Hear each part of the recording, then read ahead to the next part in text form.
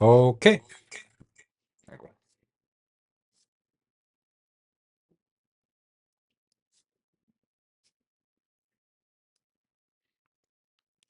테스트, 테스트, 테스트. 아, 이게 모니터 쪽에서 그 소리가 이제 갑자기 나가지고 하울링이 생길 뻔했네요. 음.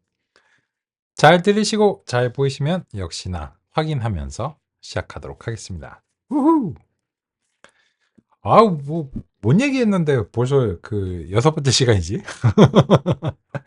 별 얘기 안 했는데, 그죠? 하여튼 이제 그렇고 같이 이제 살펴보겠습니다. 시원한 그 음료 하시면서 잠시 이제 쉬시는 시간 가지셨기를 이제 바라겠습니다. 그러면 이제 우리는 이제 데이터에 대해서 이야기를 이제 하고 있는데, 그 오늘의 이제 마지막 두 시간은 알고리즘에 대해서 이야기를 하면서 어, 마무리 이제 하려고 합니다. 벌써 마무리에 대해서 이제 얘기를 해야 되잖아요. 그죠? 그러면 이제 결론적으로는 이 데이터를 그 획득하는 거는 요렇게 이제 하긴 했지만 실제로는 이제 이런 것이 이제 필요했다. 그런 이제 말씀드렸고, 근데 이제 그 여기서 여기로 넘어가는데 딱 한 가지 이제 그 과정이 더 있습니다. 이게 무슨 말인가면 요 아이리스에서 그 사이킬런에서 아이고 이게 아니고 유틸즈를 이제 가져와서 이제 이 번치라는 이제 객체를 이제 가져와야 돼요. 그죠?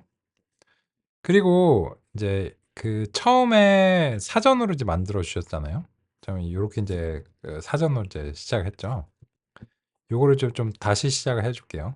왜냐면 이제 마지막에 이제 저걸 이제 해 버려서 이제 갱신을 이제 했기 때문에 요런 이제 과정을 이제 거치면 이제 번치가 되기 일보 직전에는 아이리스라고 하는 것은 그냥 이제 사전의 이제 형태입니다. 그런데 이제 요 사전에서 이제 번치가 이제 되기 위한 이제 과정이 이제 한 가지 남아 있는데, 그래서 이제 요렇게 이제 해 가지고 그 아이리스 이제 그 요렇게 이제 해서 살펴보겠습니다. 그럼 이제 요거는 이제 안 돼요. 바로 안 되는데, 왜냐면 이게 데이터는 이런 식으로 이제 해 줘야 되기 때문에 이제 사전에 이제 키를 언팩을 해 가지고 요렇게 이제 해 주겠습니다.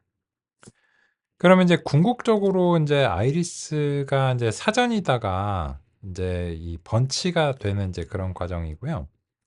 이렇게 이제 수행하게 되면 그 아이리스에서 데이터라고 이제 부를 수도 있고, 이것을 그냥 점 데이터라고도 이제 부르는 게 가능한데요. 이 두 가지가 이제 같은 객체다라고 하는 이제 사실을 이제 확인하기 위해서 id라는 빌트인 함수를, 파이썬의 빌트인 함수를 이제 호출해서 객체가 이제 동일하다 라고 하는 이제 어설션을 이제 확인을 이제 해보겠습니다. 이렇게 하면 이제 확정적으로 알 수가 있는 거죠. 아, 오케이. 그래서 이런 스타일로도 그 원래 사전 스타일, 여기 이제 딕셔너리 스타일이라고 할게요. 근데 사전은 점 이런 식으로는 안 돼요. 요거는 번치 스타일이에요. 그래서 이제 이 번치가 사전에 대비해서 소위 말해서 뭔가 이제 플러스 알파가 있다. 라고 하는 게 이제 요렇게 이제 점으로 이제 하는 건데, 이게 뭐라고 이제 이걸 하냐 이렇게 생각하실 수 있는데, 이게 좀 귀찮거든요. 그죠? 보시면 작은 뭐 따옴표 이제 쌍을 하고 막 괄호 쌍을 하고 이게 하는 게 생각보다 상당히 귀찮아요. 그래서 이제 이 사이클런을 만든 사람들은 여기서 이제 그 이제 기계학습에서 그 요렇게 이제 속성에 이제 접근하는 경우가 많으니까 이런 식으로 좀 만들어주면은 더 편리하지 않을까라고 이제 생각한 거예요. 근데 이거를 꼭 써야 돼? 이게 머스트야? 하면은 아니요. nope, 머스트 아닙니다. 메이입니다. 메이.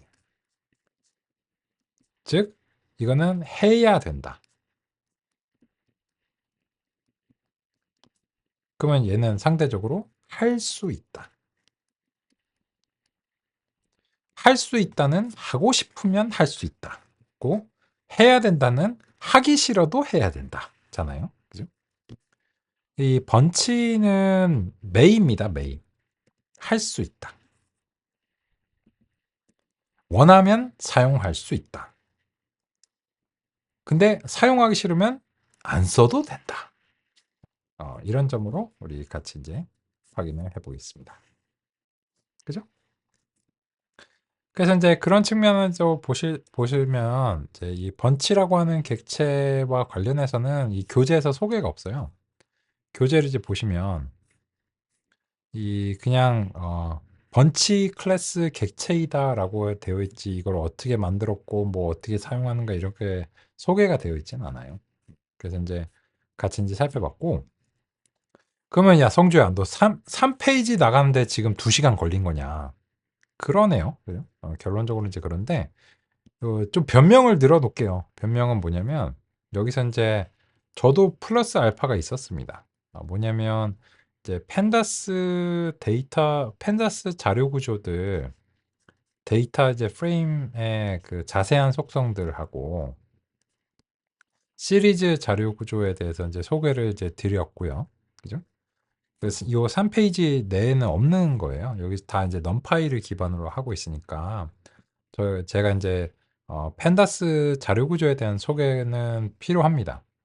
이거는 이제 리뷰죠. 정확하게 말하면 이제 리뷰이지만 1시간 정도의 그 어떤 노력은 들여야 된다고 생각해요. 이 처음 오신 분들, 이제 이 주제에 처음 겪으시는 분들도 있으시기 때문에 제가 이제 생각나는 이제 사례가 아무래도 이거 뭐 이런 거 이제 10년 진행하다 보면 뭐 사례가 있잖아요. 그죠? 그래서 할아버지처럼 이제 말씀드리면 옛날에 국민연금 그쪽에서 이제 이 수강을 이제 하시는 게 이제 기억이 나는데 종종 오시거든요. 국민연금 쪽에서 그 건강보험 그랑 국민연금이랑 저기 뭐지 심평원 저 보험 같은 거 이제 청구하는 데 있잖아요. 그런 데서 이제 종종 오시거든요. 오셔야 되겠죠. 근데 이제 거기서 이제 펜다스에 대해서 소개를 이렇게 쭉 들으시더니 당시에 제 생각에는 이제 지금 말고 한참 옛날이니까 빅데이터 빅파이 이제 하던 때인데 펜다스 이제 강의를 이제 한 2, 3일 정도 이제 들으신 상태였어요. 5일짜리인데 그리고는 이제 한 3일 차여서 이제 지금처럼 이제 빅브레이크였던 걸로 기억이 나는데 그때 이제 오셔서 이제 하시는 말씀이 요 펜다스라고 하는 거가 있는지 몰랐다. 그죠? 첫 번째로. 근데 듣고 보니 헛개발을 하고 있었다 우리가. 이 펜다스를 그냥 쓰면 될 거를 펜다스를 개발하고 있었다. 그죠? 그 말씀을 이제 해주시더라고요. 그럴 수 있죠. 왜냐면 세상에 소프트웨어가 얼마나 많은데 그거를 뭐 이렇게 있는지도 몰라서 못 쓰는 경우 많죠, 당연히. 근데 지금은 안 돼요. 그때는 그게 저는 그럴 법하다고 생각했거든요. 왜냐면 뭐 파이썬도 아직 한국에 도입되기 그렇게 적극적으로 도입되기 전이었고 그러다 보니까 그랬고 그러면 이제 펜다스는 더 하겠죠. 펜다스는 이제 2013년 근방이었으니까 뭐 펜다스가 생긴 지도 얼마 안 됐으니까 있다는 거 자체를 모르는 사람이 많죠. 그죠? 데이터 과학 분야라고 하는 거를 그러니까 막 태동기였으니까 그럴 수 있다고 이제 생각하는데 지금은 안 돼요. 지금은 2020년도도 훌쩍 지나서 그죠? 2030년에 이제 가까워지기 시작하는 이제 티핑 포인트가 이제 곧이잖아요. 그죠? 그러면 이제 뭐 데이터 과학 분야 뭐 AI 뭐 이런 거 뭐 펜다스 이런 거는 이제 그냥 숟가락 젓가락 이제 급이어야 되는 거잖아요. 그죠? 그래서 이제 그렇고 하여튼 이제 그렇습니다. 그래서 이제 펜다스 5일짜리를 다 얘기할 수는 없고 당연히 이제 1시간 정도 이내에서 이제 리뷰를 이제 하면서 데이터에 대해서도 말씀드리고 그런 거 이제 필요하다고 이제 생각하고 또 플러스 알파 이제 두 번째는 일반적인 이 세 가지 과정을 거쳤어요. 펜다스의 데이터 프레임으로 처음에 적재를 했는데 그리고 나서는 사전 형식으로 정리를 했고 마지막으로는 번치로 이제 끝날 수 있다. 요건 이제 메이죠, 메이. 그런 점과 이제 관련해서 이제 상의를 이제 드리는 시간이 좀 걸렸죠. 그래서 이제 교재에서는 그런 부분들을 자세하게 이제 소개는 안 했고, 요거는 이제 그냥 그 선수 지식으로 교재에서 가정을 하는 거예요. 그래서 뭐 알겠죠? 아시겠죠? 약간 이런 식으로 그냥 넘어가는 건데, 아까 상의 드린 대로 그렇게 저도 이제 넘어가면 제가 제일 편해요. 제가 제일 편한데 말씀드리고 아시죠? 뭐 이렇게 하고 넘어가면 되는데, A/B 테스트를 한 결과 아니더라 그게. 그렇게 이제 생각이 이제 듭니다. 그래서 이제 상의를 드렸고, 그래서 이제 구구절절한 변명이죠. 3페이지 나가는데 너 왜 이렇게 시간이 많이 걸리냐, 그죠? 사연이 있어서 그래. 사연이. 그래서 이제 펜다서 이제 데이터 프레임의 사연으로 다음 같이 이제 상의를 드렸고요. 네, 그래서 이제 데이터에 대해서는 오케이. 자, 고생하셨습니다. 그러면 이제 다음 논의 이제 보시죠. 1.7.2절이 이제 그 다음이긴 한데, 예, 결국은 해야 돼요. 이거는 머스트예요. 뭐 결국은 해야 되는데 지금 맥락이 좀 모자릅니다. 그죠? 그래서 이거는 조금 있다가 다시 돌아올게요. 조금 넘겨보겠습니다. 그래서 이제 넘기면 다음 장이죠. 45페이지 1.7.3절로 먼저 가겠습니다. 왜냐면 이게 교재가 사실은 제 생각에는 말도 그렇고 그 장의 순서가 좀 바뀌어야 된다고 생각해요. 왜냐면 가장 먼저 할 일이라며. 근데 가장 먼저 할 일 전에 뭔가 할 일을 해버렸잖아. 그죠? 그러니까 이게 진짜 가장 먼저 할 일 맞다고 생각해요. 데이터 이제 살펴보기입니다. 요거는 이제 1970년대에 누구 통계 쪽에서 그 만들어진 용어가 있어요. 그게 이제 뭐냐 하면은 이제 탐색적 데이터 분석입니다. 우리말로 이제 그냥 직역하면요. 요거는 이제 익스플로라토리 데이터 이제 어널리시스인데, 요거 이제 그 성함이 그 언뜻 지금 당장 기억이 안 나는데 1970년대에 통계 쪽에서 그 정규 분포 고만하자. 그죠? 그러니까 뭐 정규 분포로 뭐 가정하고 이런 거는 현실에 안 맞아. 그러니까 고만하고 우리는 이제 그 데이터를 있는 그대로 이제 살펴보고 이 데이터를 존중하는 그런 데이터 중심의 관점이 필요하다. 그러니까 이게 이제 그 통계 쪽에서는 오랫동안 이제 뭐 정규 분포 뭐 가정이라든지 뭐 카이 분포 뭐 이런 거 가정을 했는데, 사실 이제 기계학습에서는 그게 좀 안 맞거든요. 많이 안 맞죠. 그러니까 현실에 안 맞으니까 기계학습에 안 맞는 거죠. 그게 이제 왜 그런가 이제 하면은 이 통계 기계학습 같은 경우도 이제 보시면, 요거는 이제 준비된 내용인데 그냥 제가 간략하게 말씀드릴게요.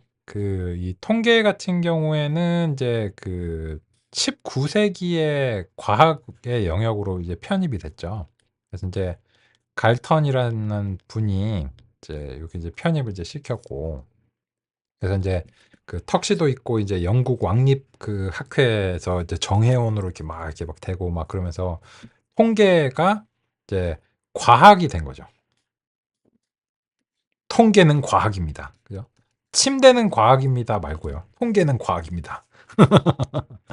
그게 이제 19세기 이제 후반인데 1880년대인가 아마 그랬던 걸로 기억해요. 그죠?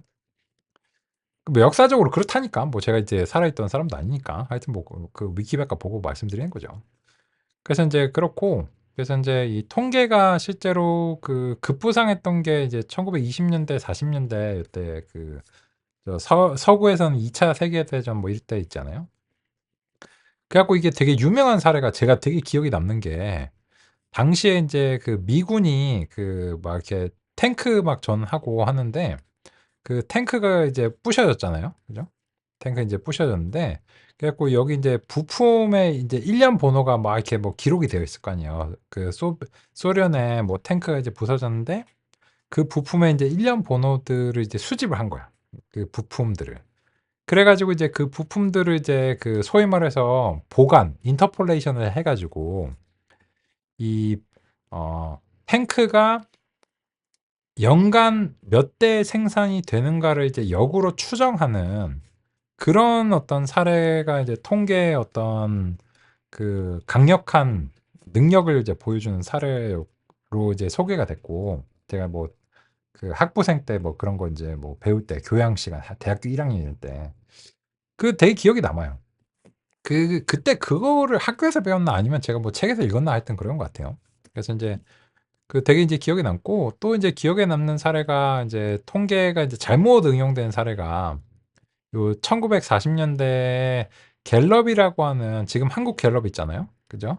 그 갤럽이라는 그 통계 회사가 1940 년대에 이제 생겼는데, 당시에 인제 그 루즈벨트 대통령의 이제 선거 결과를 이제 경쟁사 대비 훨씬 정확하게 인식을 해 가지고, 그때 인제 그 갤럽이 인제 굉장히 그 큰 어떤 인지도를 이제 얻었고, 이제 지금까지도 잘 이제 하고 있는 걸로 알고 있습니다. 그죠? 한국 갤럽도 있고 하니까. 요때가 전성기. 그죠? 요때가 이제 통계의 전성기인데, 1950 년도로 들어오기 시작하면서 인제 전산의 시대가 시작이 되죠. 그래서 인제 이 전산의 시대가 시작이 되면서는 그 통계의 많은 방법론들이 그 전산이 없을 때를 가정을 해서 만들어진 거거든요. 예를 들어서 뭐 T-테스트 이런 것도 있잖아요. 뭐 아시죠? 그죠? 아시나요? 모르셔도 돼요. T-테스트 뭐 이런 거. 스튜던트 테스트 줄임말이죠. 요거 같은 경우에는 그 지금은 의미가 없는 이유가 뭐냐면, 그 T-테스트가 뭐를 근사를 하는 건가면 랜덤 샘플링을 여러 번 수행하는 것을 이제 근사하는 거죠. 근데 인제 당시에 그 통계에는, 전산 이전에는 랜덤 샘플링을 그 여러 번 반복적으로 효과적으로 하는 방법이 쉽지 않으니까, 그 이제 근사하기 위해서 인제 T-테스트 같은 걸 개발한 거죠, 비건하게. 예시를 이제 드리면. 그리고 인제 이 통계에서 인제 뭐 p 밸류 같은 거 이제 많이 뽑잖아요. 그죠? 그래서 인제 p 밸류 뭐, 그래서 인제 그 귀무가설 뭐 이런 거 이제 그 널이냐, 그죠? 의미가 있냐 없냐 뭐 이런 거 이제 따지는 거 이제 있는데, 요런 거 잘 안 합니다. 요런 거 이제 1950 년대 이후로 이제 전산이 생기면서부터는 이제 잘 안 하고, 그래서 인제 이 그런 어떤 환경의 이제 변화를 이제 발맞춤해서 인제 1970 년대에는 그 통계가 좀 변해야 된다는 이제 인식이 이제 생기기 시작한 거예요. 그래서 인제 그 당시 어떤 그 변화의 어떤 키워드를 꼽자면 그 탐색적 데이터 분석, exploratory data analysis, 줄여서 인제 EDA라고 부르는 요거가 아닌가 인제 싶습니다. 그죠? 그래서 인제 그 왜 이게 그 좀 많이 이제 다른가라고 하면, 통계에서는 예전에는 인제 강력한 이제 수학적 모형이 있어요.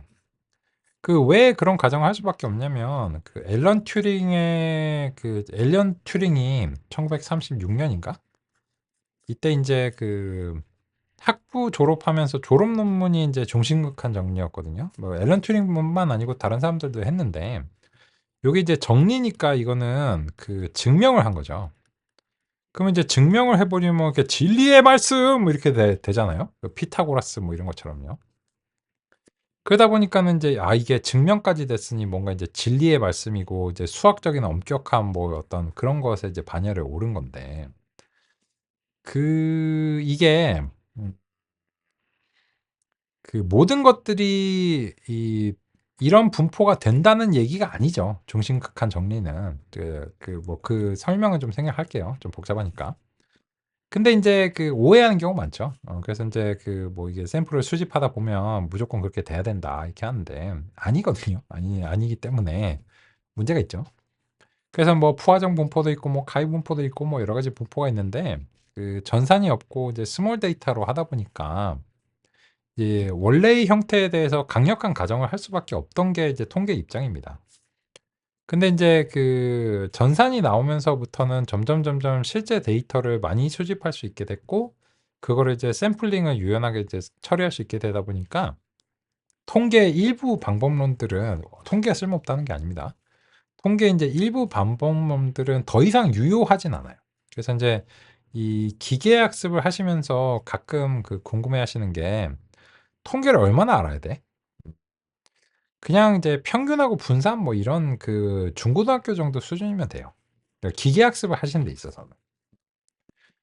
근데 인제 그 기계학습의 전문가로서 그 이제 논문을 이제 쓰셔야 된다. 이러면 그 통계적인 엄정함이 필요한 경우도 가끔 있죠. 그 이제 기계 어떤 알고리즘인가에 따라 다르고, 근데 딥러닝에서는 통계가 역할을 많이 한다라고 보기는 좀 어려워요. 그래서 기계학습과 통계의 관계는 아까 넘파이와 펜다스의 관계랑 되게 비슷해요. 넘파이를 딛고 일어서서 펜다스가 올라섰잖아요. 통계의 자식이 기계학습이죠. 근데 부모 자식의 관계랑 또 비슷한 것 같아요. 이제 그냥 똑같으면은 사실 자식이 아니지. 그죠? 뭔가 이제 두 사람의 조합으로서 더 나은 사람이 되기를 이제 기대하는 마음으로를 갖잖아요. 뭐 반드시 그런지 모르겠지만 갖는데, 근데 이제 그 방법론들은 이제 무조건 뭔가 더 낫고 다른 게 있어야죠. 그래서 이제 통계는 그 당시에 할 수 있는 최선을 이제 다한 거고, 기계학습은 그 기계학습과 인공지능은 이제 전산이 나온 어떤 상황에서 다시 생각이 이제 전개가 된 거기 때문에 그냥 다른 거죠. 그죠? 얘는 이제 라떼죠, 라떼. 그죠? 나 때는 그랬는데. 그죠? 기계학습은 그때는 그때고요. 약간 이런 거죠. 그렇습니다. 그래서 이제 탐색적 데이터 분석인데 우리가 이제 요거를 이제 해 보겠다는 거예요. 그래서 이제 제일 먼저 그 1970년대에 등장한 키워드지만 기계 학습의 어떤 첫 번째 단계로서는 이제 제일 중요한 부분이기도 하죠. 데이터를 이제 살펴보는 거. 그래서 요번 시간의 주제는 이제 탐색적 데이터 분석으로 한번 이제 뽑아 보겠습니다. 그래서 머신러닝을 만들기 전에 머신러닝 없이도 풀 수 있는지, 필요한 정보가 누락되지 않았는지 이제 데이터를 조사해 보는 것이 좋다. 이렇게 이제 했는데, 첫 번째로 머신러닝 없이 풀 수 있는 문제인가, 머신러닝 없이도 풀 수 있는 문제인가, 그거는 몰라요. 그죠? 그거는 이제 우리가 이제 조사 과정 중에 드러나니까 바로 답변할 수 있는 건 아닙니다. 그 데이터를 딱 보고, 이건 머신러닝 없어도 되지. 진짜 그런 게 있죠. 정말 너무 초간단해. 뭐 열이 하나밖에 없어. 그러면 머신러닝을 사용하는 게 큰 의미가 없을 수도 있죠. 근데 이제 그 정도면 벌써 이제 답이 나왔을 거고, 그죠? 그래서 이제 지금은 붓고 데이터에 대해서 우리가 뭔가를 해야 되는데, 그 이제 목표를 이제 정해 보겠습니다. 그래서 이제 아까 근데 이렇게 이제 했는데, 얘가 이제 프레임으로는 안 돼 있거든요. 그래서 아이리스 이제 프레임은 그냥 이제 이렇게 그 이제 우리가 이제 구성을 해가지고 이렇게 이제 추가를 하는 거를 이제 마무리를 할게요. 그래서 이제 품종열은 그냥 이제 이렇게 이제 추가를 해가지고 아이리스 이제 프레임을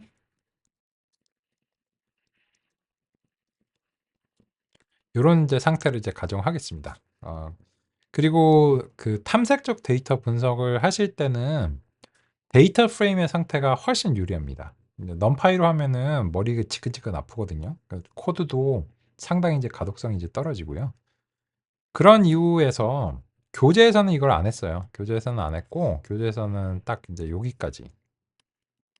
이고, 네, 상위 드리는 이유로 인해서 이제 우리는 이제 교재 플러스 알파를 이렇게 이제 제시를 하겠습니다. 그리고 이제 애써서 이런 데이터 프레임을 만드시면 이 번치에다가 이렇게 추가를 해주시는 게 좋아요. 이제 원래 있던 거에 이제 추가로 이제 프레임까지 가지고 있는 거죠. 그러면 이제 이런 상태를 이제 가정을 하고 우리가 탐색적 데이터 분석을 이제 해야 되니까 이제 아이리스 프레임이 이제 잘 형성이 이제 되셨는지 같이 확인하면서 진행하도록 하겠습니다. 여기까지 이제 생각보다 코드는 많지 않은데 뭐 이런저런 말씀을 이제 첫날이라서 아무래도 좀 드렸네요. 그죠? 자, 이 되시는 대로 엄지척으로 확인하면서 가보도록 하겠습니다.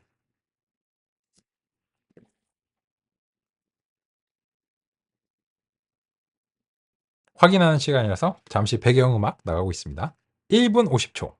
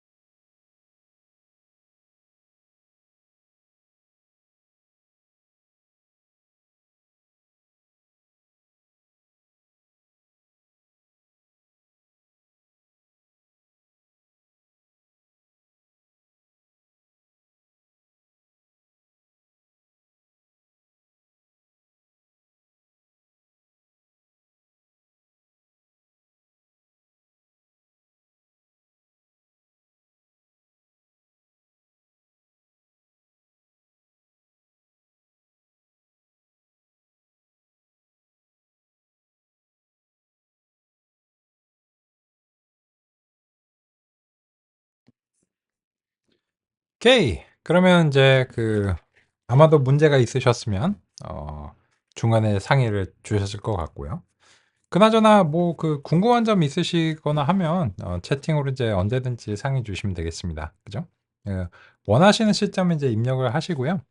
그리고 이제 DM으로 주실 필요 없어요. 어차피 이제 오히려 그러면 좀 불편합니다. 왜냐면 제가 어느 분이 어떤 논의를 주셨는지를 다시 한번 이제 소개를 해야 되거든요.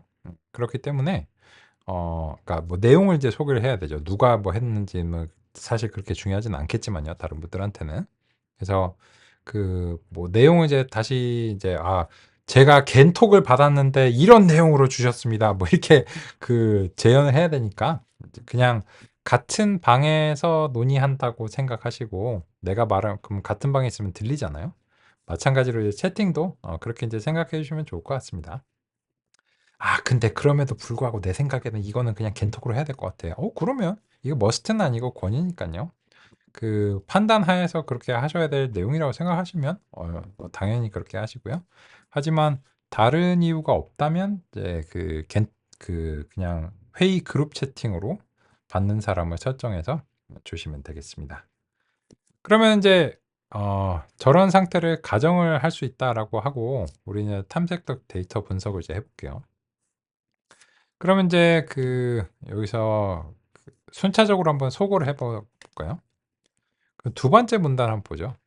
데이터를 탐색하면서 비정상적인 값이나 특이한 값을 찾을 수도 있다. 이렇게 이제 되어 있는데 붓꽃 데이터 중에 일부는 센티미터가 아니고 인치로 되어 있을 수 있다라고 되어 있는데 그럴 수 있죠. 그죠? 영국하고 미국만 인치 쓰잖아요. 나머지 이제 세 개는 센티미터를 쓰는데 미터법 이제 도량형이죠. 그거 어떻게 찾을까요? 그래서 아이리스 프레임에서 일단 이제 info라고 하는 걸로부터 한번 시작을 해볼게요. 그럼 이제 요 info를 이제 보면서 뭐 누락된 값이 있는지를 이제 확인하는 이제 그런 이제 절차를 먼저 해야 되겠죠. 왜냐면 데이터가 2가 빠져 있다든지 그러면 이제 안 되겠죠. 그죠? 그리고 여기서 이제 정렬이 살짝 어긋났는데 요건 이제 왜 그러냐면 나머지는 다 이제 영문인데 얘 혼자 이제 한글로 이제 표기가 돼서 나머지들은 이제 싱글 바이트죠. 싱글 바이트 이제 문자인데 한글과 같은 경우에 이제 멀티 바이트 문자다 보니까 프린트문에서 이게 정렬이 조금 안 맞는 경우가 있어요. 사소한 문제죠. 사소한 문제. 그냥 참고용이니까. 그러면 이제 데이터에 누락이 발생을 안 했는지 여부를 간단하게 확인하는 방법 중에 하나는 일단 이거는 확인을 하셔야 되겠죠. 이것만으로는 안 되는데 잘 아시겠지만 널은 이제 없다는 뜻이죠. 그죠? 없을 무. 그죠? 이게 이제 누락의 의미를 이제 가지고 있습니다. 결론적으로는.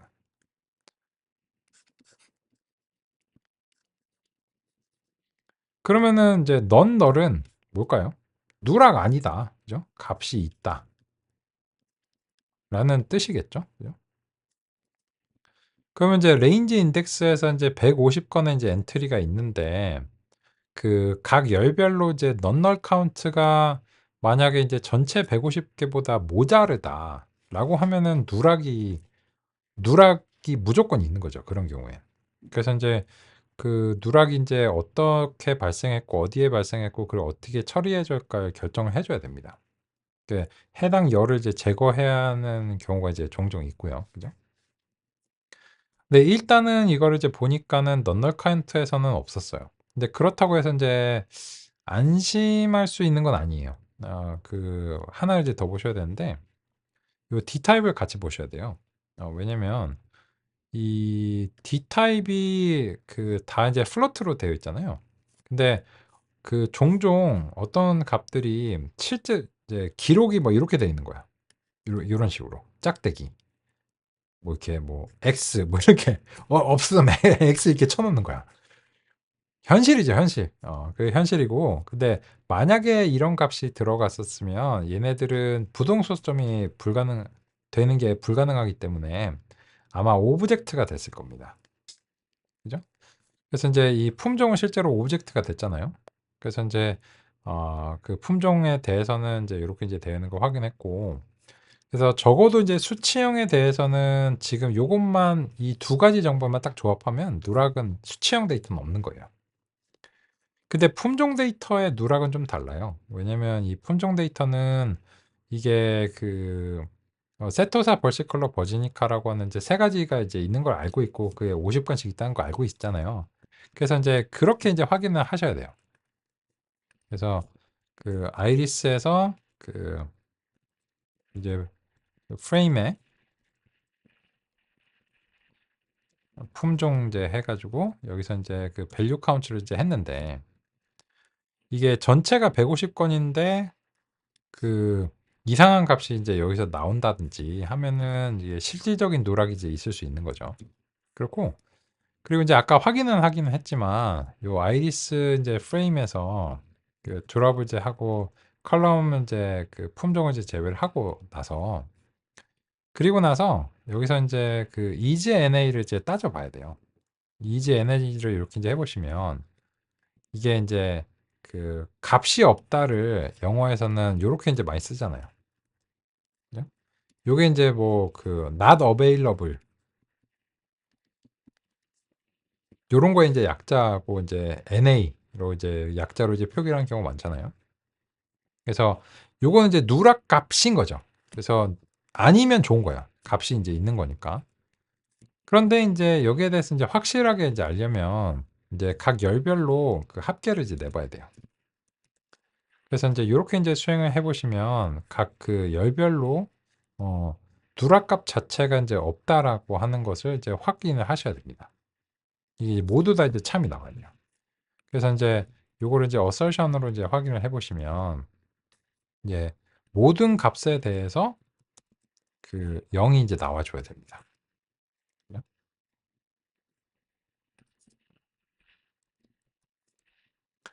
요거는 썸썸을 해가지고 0을 이렇게 하는 게 낫겠네요.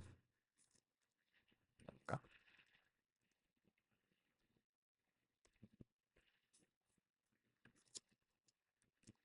numPy 5를 써야 되겠죠.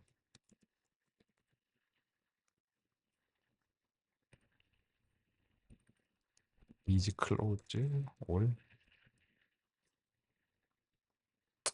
numPy를 쓸까? 여기 이제 뭘 하려고 하는 거냐면 예, 0하고 0이 이제 나왔는데 얘를 이제 이렇게 이제 비교하면은 그게 이제 안 되거든요. 그죠? 그래서 이제 여러 개의 값들이 이제 있으면 이제 all close 이런 거 이제 써가지고 이제 모든 값들이 이제 그 0에 이제 가까운가 이렇게 이제 해야 되는 거예요. 안 그러면 이제 비교가 여러 개와 한 개가 이제 비교가 되기 때문에 그래서 이제 이런 식으로 그 확인을 이제 해주시면 좋습니다. 이건 이제 뭐 하냐면 이제 그 우리가 육안으로 이제 확인했지만 이제 코드의 형태로서 그 누락 값을 확인을 이제 하는 거죠. 그래서 이제 만약에 그렇다면 이제 코드로서는 이런 식으로 이제 확인하시는 게 바람직하다라고 이제 생각이 듭니다. 그렇고요.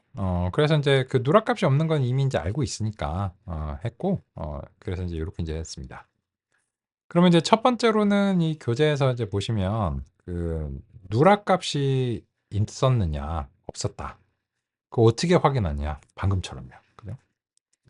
그러면 두 번째는 이제 비정상적인 값이나 특이한 값을 찾는 이제 그런 절차로 이제 들어가야 되겠죠. 그럼 이제 IDS 이제 프레임에서 describe라고 하는 걸로 이제 기본 통계량을 이제 좀 조사를 해보겠습니다. 네? 그럼 이제 보시면 이 describe가 그냥 그 대단히 이제 통상적인 그 통계량들을 그냥 이제 세트로 반환을 해줍니다. 그럼 이제 카운트를 보시면 이제 150건인데 얘가 이제 소수점이 나오는 이유는 다른 값들이랑 이제 같이 그 소수점이 나올 수 있는 값들이랑 같이 나오다 보니까 이렇게 이제 나오는 거예요. 근데 소수점이 너무 상세하니까 보기 좀 그렇잖아요. 그죠? 그래서 이제 이런 경우에는 그 뭐 라운드 뭐 2 이렇게 해가지고 적당히 이제 소수점 두 자리까지만 보겠다. 이렇게 이제 하시면 되고 물론 이제 그 카운트 자체가 소수점이 나올 수는 없죠. 그 뭐 반 개 이렇게 나올 수는 없잖아요. 그래서 이제 그 뭐 굳이 하자면 이 카운트 열을 이제 행을 선택을 해 가지고 얘 뭐 얘의 D 타임만 이제 정수로 설정해 줘 가능은 해. 가능한데 그 그런 노력을 들일 만한 가치가 있는 일은 아니죠. 그죠? 적당히 이렇게 할게요. 그래서 인제 요렇게 인제 해 봤고, 그래서 인제 카운트 뭐 평균 편차 뭐 민 뭐 맥스 이렇게 이제 나온 걸 확인할 수 있습니다. 이거 왜 한다고? 이제 이거를 이제 보면서 이제 우리가 느껴보고 싶은 거죠. OD 이상한 값이 있으면 이제 평균하고 이제 중함값 같은 거, 얘가 이제 중함값이잖아요, 미디언. 이게 서로 평균하고 중함값이 많이 차이가 나면 좀 이상한 값이 있을 가능성이 있죠. 그죠? 대체로 5.84랑 5.80은 완벽하게 동일하지 않는데 거의 유사하니까 그 대략적으로 얘는 이렇게 이제 아름답게 생긴 애겠죠. 그죠? 얘도 이제 그렇고요. 3.06이랑 이제 3.00이고, 근데 얘는 3.76하고 4.35니까 좀 차이가 있어요. 그래서 요거는 왜 그런가 조사를 해볼 필요가 이제 있어 보이죠. 그죠? 그리고 이제 이거는 이제 평균을 아래로 좀 잡아당긴 거잖아요. 중앙값이 4.35인데. 그러면 이제 아무래도 작은 값들의 비중 자체가 이제 개수가 많다든지 아마 이제 그럴 가능성이 좀 있죠. 그죠? 뭐 킁킁거리니까 물 한잔 하겠습니다.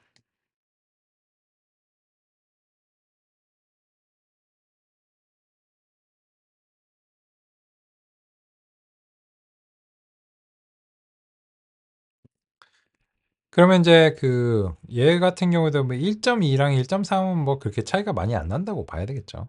그래서 이제 큰 차이는 이제 없어 보이는데, 만약 여기서 이제 중간에 뭐 인치와 센티미터처럼 단위가 이제 많이 다른 것들이 잘못 기록된 경우가 있다면 상당히 좀 상이할 가능성이 있는데, 이거는 이제 통계적인 경험이 좀 뒷받침이 돼야 되죠. 그래서 이제 이거를 보고서 알기가 쉽진 않아요. 쉽진 않고, 그럼 어떻게 해야 될까요? 그래서 이제 세 번째 방법으로 제시를 한 게 요 시각화를 이제 해보면 도움이 된다. 근데 교재에서는 그냥 말만 하고 있어요. 그냥 이제 "요렇게 해 보세요. 요렇게 해 보세요." 뭐 "아시죠?" 인제 이런 거고. 왜냐면 이 교재는 데이터 분석을 논의하는 게 아니고 기계학습에 대한 책이니깐요. 그래서 이런 전개는 맞다라고도 볼 수 있어요. 제 생각엔 인제 그렇고요. 다만 인제 저는 좀 통합 패키지의 형식으로 제공을 또 해 드리고, 또 리뷰의 형식도 좀 필요하니까 말씀 이제 드리고 있습니다. 근데 이제 저렇게 보는 거는 우리가 좀 공감이 덜 되니까 이제 플랫을 통해서 살펴볼게요. 그래서 인제 여기서 제 마음을 잘 읽었는데 상자 그래프로 좀 이제 해 보겠습니다. 이제 그림 크기를 설정하는 이제 제한이 떴는데 그건 지금은 필요 없는 것 같고요. 요렇게 인제 해 보겠습니다. 그리고 이제 보시면 얘 같은 경우에는 인제 그래프 의 영역을 이제 반환을 해요. 그래서 인제 그래프 자체가 아닌 그래프의 영역을 반환을 해 주다 보니까 요런 이제 객체가 나오는데, 요거는 인제 안 보고 싶으시면 그냥 이제 버리는 이제 변수에다가 이렇게 할당을 해 주시면 이제 좋아요. 그죠? 그래서 지금 이제 요게 밑줄 하나가 그냥 버리는 변수거든요. 그죠? 그래서 인제 받기는 받아 줘야 되는데 쓰지는 않을 거야. 그런 경우에 이제 이렇게 이제 밑줄 변수를 이제 사용하시는 걸 권장합니다. 그래서 인제 아이리스 프레임에서는 이제 플랫이라고 했는데, 야 뭔가 좀 다른데?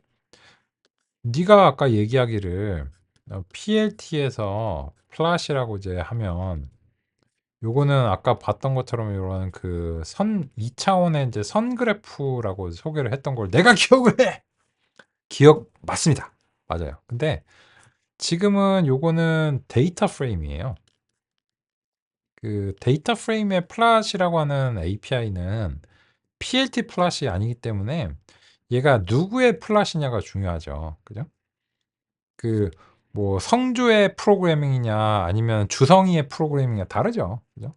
그래서 인제 데이터 프레임의 플랫이라는 기능은 내부적으로는 얘를 사용하는데 얘랑 동일하진 않습니다. 그래서 이제 그 사용법도 좀 다르죠. 여기서는 이제 종류를 이렇게 명칭으로 이제 주는 겁니다.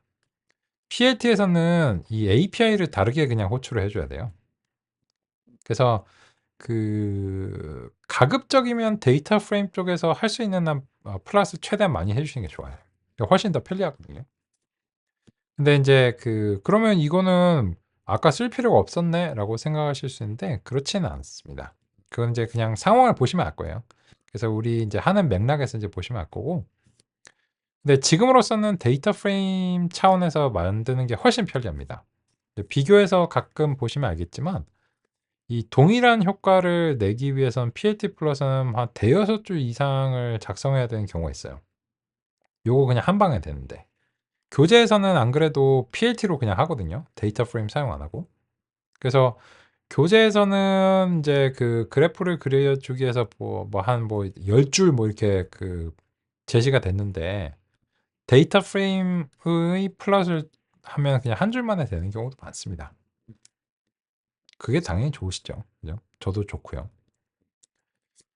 그래서 이제 상자 그래프를 이제 다음 같이 이제 그렸고, 여기 보시면 이제 그 열별로 아름답게 이제 되어 있어요. 아름다운지는 모르겠지만 어쨌든 그 노력을 많이 안 들이고도 되어 있습니다. 그죠?